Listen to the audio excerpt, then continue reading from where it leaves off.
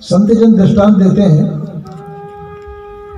आप लोगों ने भी सुना होगा संतों से।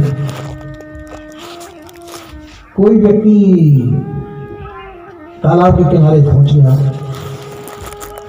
और तालाब के किनारे पहुंच करके उसको तालाब में मणि दिखाई दी। उसने कहा कि ये तालाब में मणि दिखाई दे रही है तो मैं इसको निकाल लेता हूं। उस तालाब में वो डुबकी लगाता है, बार बार डुबकी लगाता है तो वो मणि हाथ में नहीं आती है।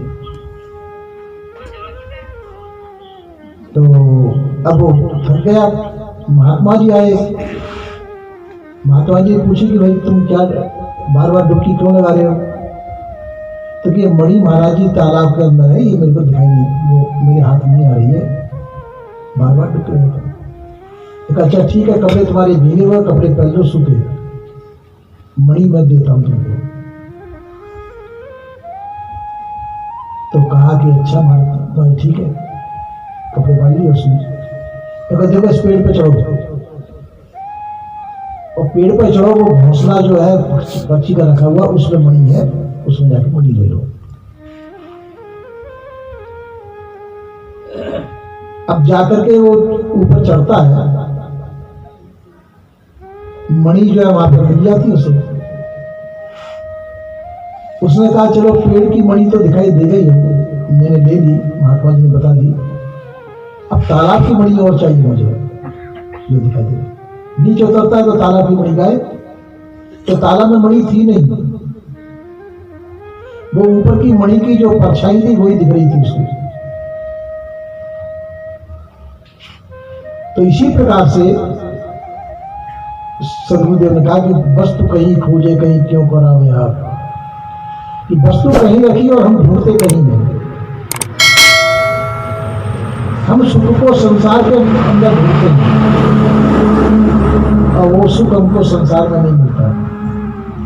पुत्र में सुख देखते हैं, पुत्र के द्वारा दुख मिलता है। संपत्ति में सुख ढूंढते हैं, संपत्ति के द्वारा भी सुख दुख ही मिलता है। संसार की जितनी भी संपदा सब दुख देने वाली है। बड़े बड़े राजा महाराजा जिनमें हुए, आपने महाभारत युद्ध की चर्चा सुनी होगी, राम रावण का युद्ध सुना होगा, अंत का परिणाम दुख देने वाला हुआ। महाभारत का युद्ध हुआ, महाभारत के युद्ध में होने के बाद में बहुत 4-6 आदमी बच गए, बस सबका संहार हुआ।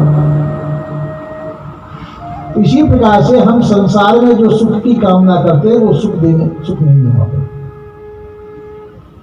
जब तक हमारे अंदर संसार की इच्छा रहेगी, संसार की कामना रहेगी, जब तक हम दुखी रहेंगे।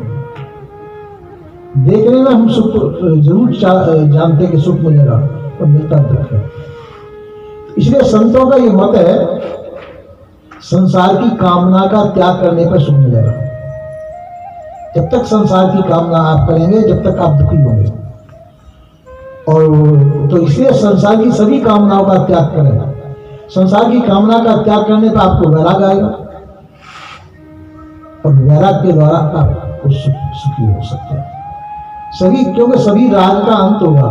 राग से दुख की प्राप्ति होती है, राग से सुख की प्राप्ति नहीं होगी। और वैराग के द्वारा सभी राग का अंत हो जाता है। तो इसलिए संतों का मत है कि आप वैराग्य को धारण करके आप सुखी हो सकते हैं। आप कह सकते हैं हम तो गृहस्थी आदमी हैं, वैराग्य हम सभी वैरागी कैसे हो सकते हैं? तो वैरागी तो नहीं हो सकते, पर कम से कम जो है कि जो यथा प्राप्त है उसी में संतोष करिए। प्रारब्ध के अनुसार जैसा भी सुख आपको प्राप्त है उसमें संतोष कर लीजिए, तभी आप सुखी हो सकते हैं। तो इसमें हम सुख नहीं हो सकते। इसलिए संतों का मत यह है कि संसार के राग का त्याग कर दीजिए। जो आपको जैसी स्थिति भी आपको प्राप्त है उस स्थिति में प्राप्त करके आप सुखी सुख को माने, और आप अति का सुख की कामना न करें। इस कामना के त्याग करने से सभी व्यक्ति सुखी हो सकते हैं। ऐसा संत बोले श्री सद्गुरुदेव की जय।